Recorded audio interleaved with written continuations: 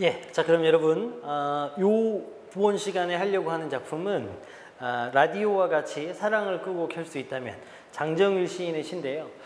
근데 이제 요 얘기를 하려면 이 작품이 패러디한 작품이고 이 작품의 원래 작품은 김춘수의 꽃이잖아요. 그러니까 원작인 꽃을 먼저 보고 요 작품으로 넘어가는 게 작품을 이해하는 데 훨씬 크게 도움이 될 수 있습니다. 그래서 이제 그런 방식을 한번 써볼까 하거든요. 자, 일단은 여러분 김춘수의 꽃을 한번 볼게요.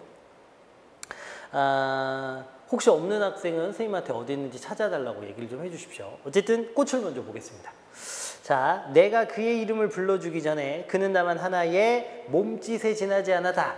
여러분 여기 메모하기가 좀 어려운데 잘 한번 선생님 말을 듣고 해보세요.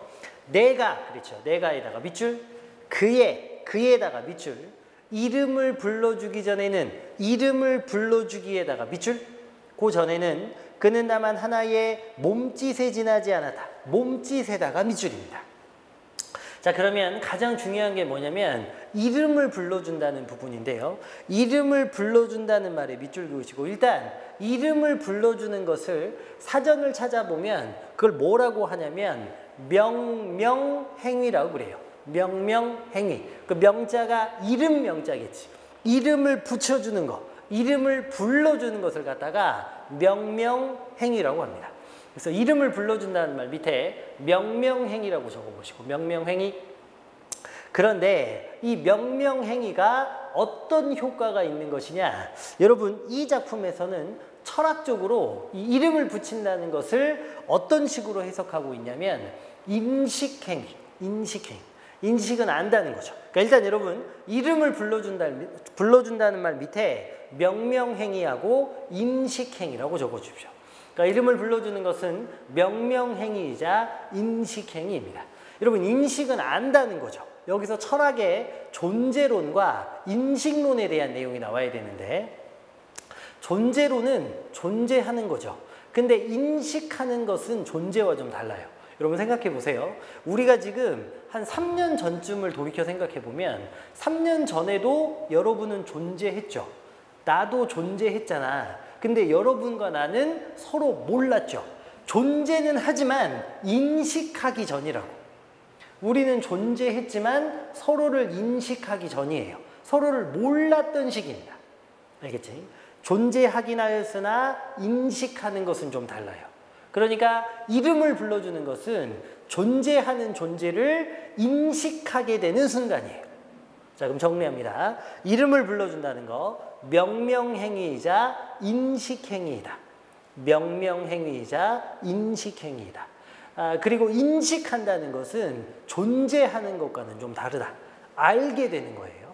자, 그러면 인식행위라는 걸 생각해 주시고 내가의 처음에 밑줄 그었지. 내가는 인식의 주체. 인식의 주체. 요거는 인식의 객체 혹은 인식의 대상 뭐가 돼도 좋아요. 인식의 주체인 내가 인식의 대상인 그에게 이름을 불러주기 전에 그것을 인식하기 전에는 그것은 다만 하나의 몸짓에 지나지 않았다. 몸짓에 밑줄 그어봅시고 몸짓이 갖는 뜻은요. 의미 X, 의미 없는 존재라는 뜻입니다. 그러니까 내가 그를 인식하기 전에는 그는 의미 없는 존재죠. 그렇죠? 3년 전에 여러분과 제가 몰랐던 그 시기에는 여러분도 저라는 사람이 자기 인생에 의미 있는 사람이 아니고 저 역시 여러분이 있는지도 몰랐으니까 여러분하고 전혀 어떤 영향을 주고받을 수 있는 사이가 아니었던 거죠. 그치? 내가 그의 이름을 불러주었을 때에 그래서 인식하게 되었을 때야 그는 나에게로 와서 꽃이 되었다. 꽃에다가 동그라미 치시고 꽃은 몸짓과는 반대로 이번에는 의미 있는 존재입니다. 의미 있는 존재.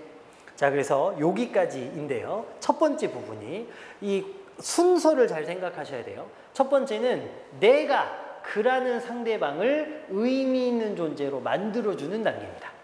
자, 그 다음에 두 번째, 이제는 상대방이 의미 있어졌으니 나도 어떻게 되고 싶은 거냐? 의미 있는 존재가 되고 싶겠죠.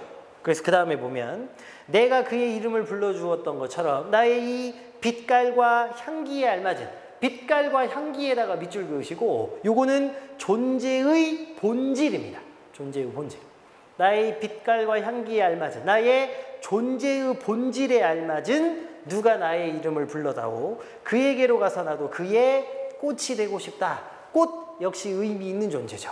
자, 그럼 제가 순서를 잘 보라 그랬는데 1단계는 내가 상대방을 의미 있는 존재로 만들어주는 거고, 두 번째는 나도 이제는 의미 있는 존재가 되고 싶다고 소망하는 거죠. 사랑으로 바꿔보자면 첫 번째는 내가 상대방을 먼저 사랑하게 되는 거고, 두 번째는요, 나도 누군가에게 그런 사랑을 받고 싶다고 소망하는 단계입니다. 자, 그런데 마지막, 우리는 모두 무엇이 되고 싶다. 무엇은 역시 의미 있는 존재겠지. 우리는 모두 의미 있는 존재가 되고 싶다.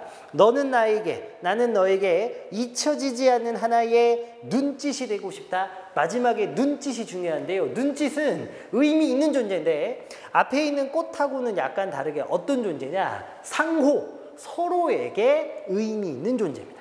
마지막 눈짓, 상호 의미 있는 존재. 이렇게. 여러분, 사랑이라고 생각해 보세요. 내가 저 사람을 사랑할 수도 있습니다만 안타깝게도 그 사람이 내 사랑을 거부할 수도 있죠. 반대로 나도 누군가가 나를 사랑하지만 내가 그 사람의 사랑이 부담스러울 수도 있잖아. 결국 가장 좋은 것은 나도 그 사람을 사랑하고 그 사람도 나를 사랑하고 서로 사랑하는 단계, 뭐 이런 거 아니겠어요? 그러니까 단계적으로 봤을 때 1단계는 상대방을 의미 있는 존재로 만들어주는 거, 2단계는 내가 의미 있는 존재가 되기를 소망하는 것. 하지만 최종적 3단계는요. 나는 너에게, 너는 나에게 상호 의미 있는 존재가 되기를 소망하는 단계입니다. 이렇게 3단계를 정리해 주세요.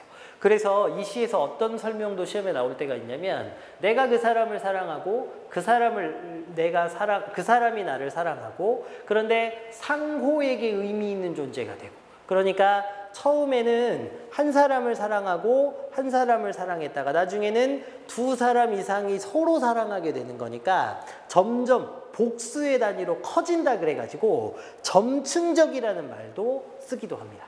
그래서 특징으로 점층적이라는 것도 알아두세요.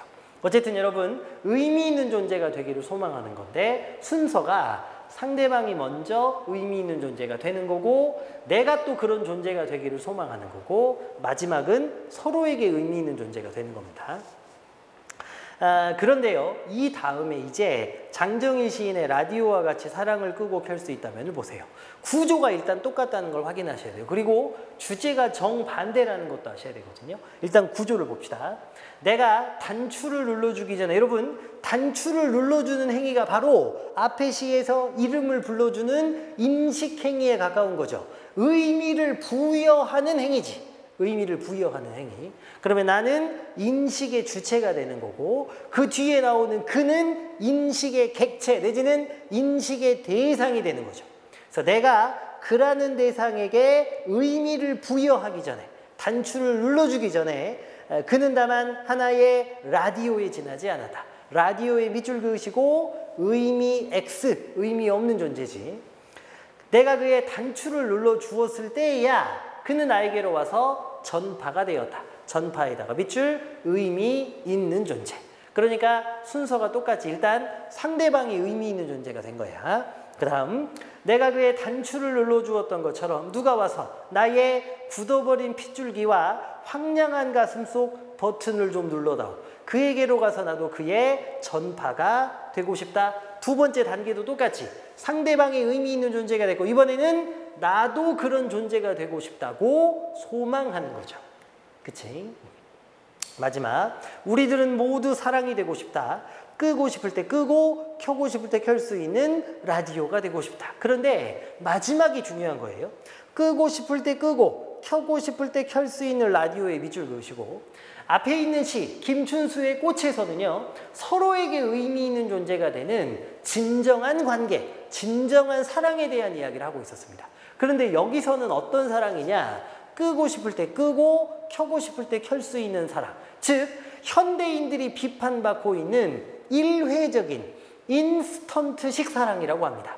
마치 그 즉석으로 뜨거운 물을 부어서 끓여 먹는 컵라면처럼 언제라도 사랑할 수 있고 언제라도 헤어질 수 있는 그런데 진정한 사랑의 핵심은 책임감이거든요. 상대방, 나와 관계 맺은 어떤 것에 대한 책임감이라고는 1도 없는 일회적이고 인스턴트식의 아주 나쁜 사랑을 원한다고 마지막에 이야기하는 거예요. 그래서 구조는 똑같은데 주제가 정반대라는 게 중요하다 그랬지. 김춘수의 꽃은 진정한 사랑, 진정한 관계 맺음을 원하는, 소망하는 시라면, 장정일의 시, 라디오와 같이 사랑을 끄고 켤 수 있다면은 현대인들의 이런 일회적인 진정성이 떨어지는 사랑과 관계 맺음에 대해서 비판하는 시가 되는 거예요. 알았지? 그러니까 둘의 차이점, 김춘수의 꽃 원작은 진정한 관계 맺음을 소망하는 작품이었고, 그걸 패러디한 장정일의 시는 현대인들의 진정성이 사라진, 진정성이 결여된 사랑과 관계 맺음을 비난하는 작품이다. 이 두 가지 차이점을 이해해 주셔야 됩니다. 알겠지? 오케이, 좋습니다. 그래서 그렇게 요거 이해해 주시고 문제 푼 다음에 우리 조금 더 구체적인 이야기를 합시다. 수고하셨습니다.